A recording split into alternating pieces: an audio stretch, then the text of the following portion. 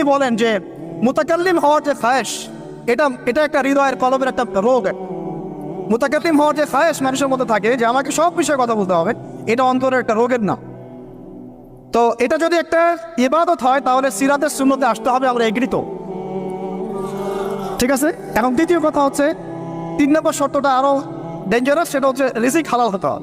রিজিক, এই জায়গায় সবাই একটু ফিকির করেন, দেখেন একটু আপনারা আপনাদের রিজিকগুলোকে দেখেন যে কতজনের রিজিক 100% হালাল আছে।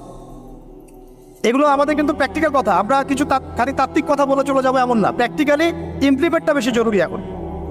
আমি খুবই স্বপ্ন দেখছি, আমরা সবাই স্বপ্ন দেখছি যে আপনাদেরকে দিয়ে হবে ইনশাআল্লাহ। কারণ এই জেনারেশন